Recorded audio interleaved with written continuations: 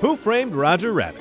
We love it, and it turns out you guys love it. So I guess now is as good a time as any for us to drop some Roger Rabbit things on ya. Here are 7 things you didn't know about Who Framed Roger Rabbit. Probably.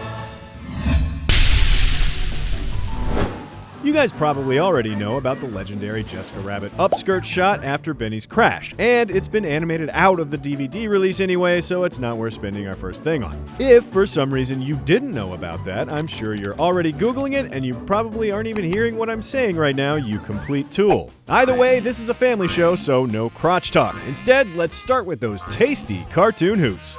I'm not bad. I'm just drawn that way.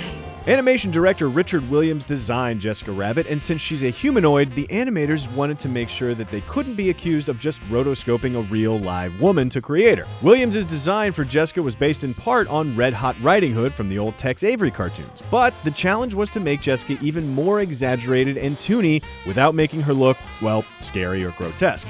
That's how Jessica wound up with the impossibly tiny waist and that pretty much non-existent nose. Even once they'd nailed the character design, they had to animate her to move in ways that wouldn't be possible in reality. They reversed her anatomical movements, specifically the movement of those gazongas. Hers are animated to bounce upward when a real woman's would bounce downward. Now that you know that, just try not to perv out too much on those cartoon cans next time you watch the movie. I will, but you shouldn't. This may seem obvious to anyone over the age of 30, but to anyone else, it may be a surprise to hear that there is not a single shot done by computer in the entire film. Not one. This ain't no cartoon, you know? The filmmakers definitely talked about doing some 3D work with computer effects, but they decided against it. They felt that computer-generated imagery wouldn't give them the character and the 1940s aesthetic they were going for. That meant creating an astounding 1,035 optical illusions for the film, and each of those effects needed anywhere from 15 to 185 shots. Overall, Who Framed Roger Rabbit has 82,080 frames of multiple layer animation, all of which were hand-drawn.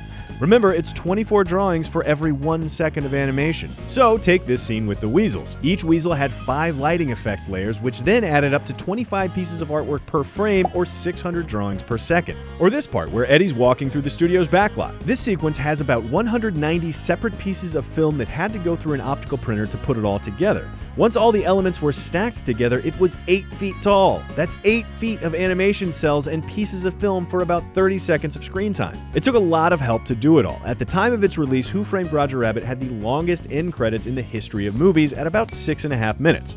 I'll admit 6.5 minutes sounds kind of short, but it took 743 people to make Roger Rabbit happen. And 743 is definitely a lot. Of anything, really.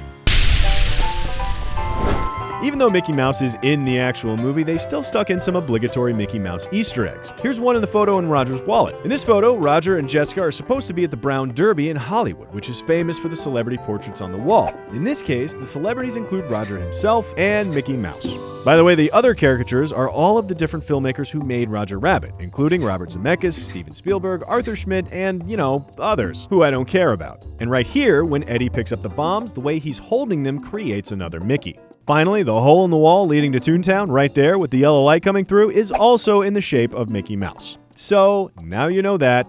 Next thing. You're making a big mistake. I didn't kill anybody. I swear. You probably didn't know, or maybe didn't notice, that the title of Who Framed Roger Rabbit is missing something. Punctuation. Even though the title of the movie is a question, it doesn't have a question mark. And it's not because someone forgot or screwed up. Robert Zemeckis and the team decided against including the question mark on the end for one simple reason. It just didn't look right. Fair enough, Bobby Z. I guess we'll have to take your word for it.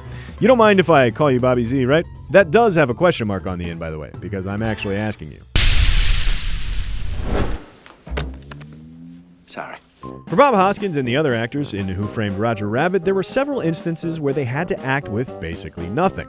All of the animation was completed in the year after they'd shot the live-action portions, which means Bob Hoskins had to get really good at miming to do his job. So I'm looking at his eyes there. And then you just drop him to throw the plate, and then back up to that level, right? But they did at least have the voice actors on set just off camera so that the live performers would be able to run their dialogue with them. And one person who took his off-camera role very, very seriously was Charles Fleischer, who played Roger Rabbit. Look, Stan! Ready when you are, Raoul. He also did the voices for Benny the Cab and the Weasel's Greasy and Psycho, which is boom, a bonus thing you didn't know. Anyway, the first day on set, Fleischer insisted that wardrobe outfit him with a costume for Roger, even though Fleischer himself was never actually going to be on camera. And not only did wardrobe do it, but Fleischer actually wore the costume to set every day. I'm a rabbit.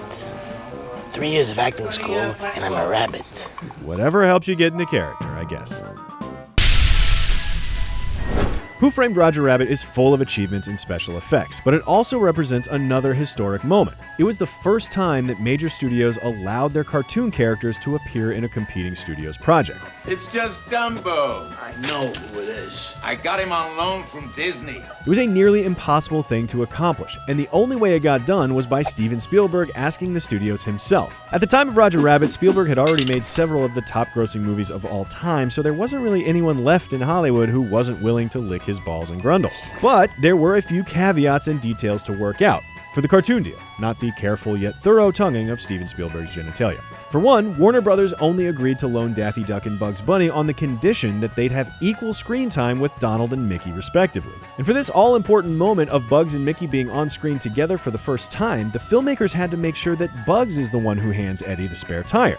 Mickey just wouldn't play a cruel joke on someone like that, but Bugs would. Poor fella. Yeah, ain't I a stinker? Beyond that, there were money considerations. Thanks to animation that cost $250,000 to $300,000 per minute, Roger Rabbit ended up going a good $17.5 million over budget. And remember, this is 80s money, so it was really a lot of cocaine the studio couldn't buy now. So they had to negotiate how many tunes they could even afford for this finale shot. Even here, the characters are all on multiple cells, so it was a ton of labor on top of just paying for the rights to the characters. Considering how hard it was to make all this happen in the first place, we'll probably never see these characters from Disney, Warner Brothers, and MGM in one place ever again, unless someone still owes Spielberg a scrote licking.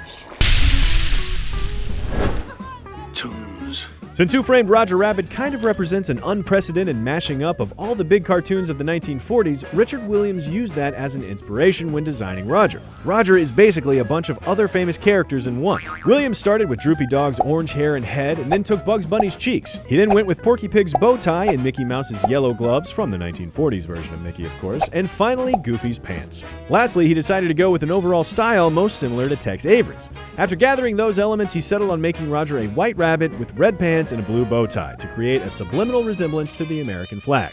Kind of a long walk if you ask me, but then again, that rabbit does make me love this country. And grundles for some reason. Alright, your demands have been granted. Hopefully you learned upwards of 7 new things about Who Framed Roger Rabbit, not counting any bonus things, of course. And if you guys would ever be up for a part 2, let us know. Feel like I may have made a mistake by opening that door. Thanks for watching. Be sure to check out Cinefix.com and subscribe for more true-ish things about movies and sometimes men wearing rabbit costumes when they really don't need to, right here on Things You Didn't Know.